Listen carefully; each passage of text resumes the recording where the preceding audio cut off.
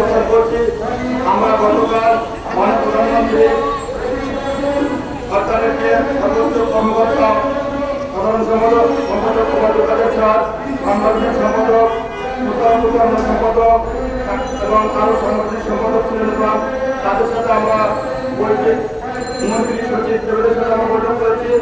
তারা আমাদের আশ্বস্ত করেছেন যে আপনাদের দাবি করছেন এই বিদ্যালয়গুলো মাননীয় প্রধানমন্ত্রী ঘোষণা করবেন।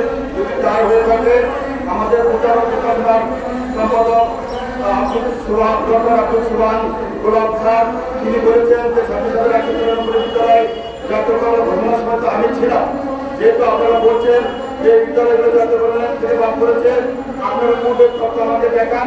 যদি সত্যিকারে আপনারা বাদ করেন, যেহেতু আমি ওই বৈঠকে ছিলাম, জাতীয়করণের বৈঠকে ছিলাম, তাহলে আমি আবার মাননীয় প্রধানমন্ত্রীকে এই বিষয়কে অনুরোধ করে আপনাদের জাতীয়করণের ব্যবস্থা গ্রহণ করবো। পাশাপাশি পরবর্তীতে আমরা যখন কথা বলেছি এবং আমাদের সাধারণ সম্পাদক সভাও ছিলেন, বাকি অফিসের সকলের সাথে যখন আলোচনা করেছি, স্যার বলেছেন এরা গতবার আমার কাছে এসেছিলেন এদের বিষয়টা কি করা যায়।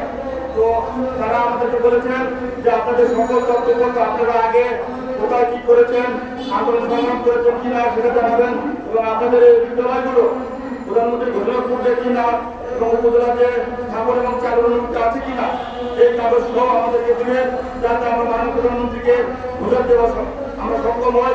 সেই অনুপাতে তারা আমাদেরকে বলেছেন আপনারা দ্রুত সময়ের মধ্যে আমাদেরকে ফাইল নোট করবেন, যাতে আমরা মাননীয় প্রধানমন্ত্রীকে অবগত করতে পারি।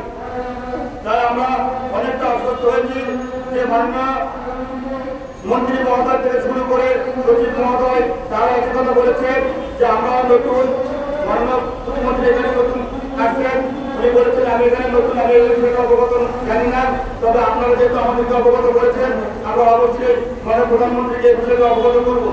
বিধায় আমরা মনে করি আমরা যদি আমরা স্যারকে আমাদের নির্দেশনা দিয়েছেন সেই নির্দেশনাকে যদি আমরা বাস্তবায়ন করতে পারি, স্যার যে নির্দেশনা দিয়েছেন যে আপনারা পূর্বের তথ্যপত্র আমাদেরকে দেন, যেটা দিয়ে আমরা মাননীয় প্রধানমন্ত্রীকে অনুধাবন করাতে পারবো। আমি মনে করি এখানে মন্ত্রী সচিবের চেয়েও আমাদের যে পার্লামেন্ট সদস্য আছেন 350 জন, তারা যেহেতু সরকারি একজন উচ্চপদস্থ লোক, তারা যদি চায় তাহলে বিগত সময়ের মধ্যে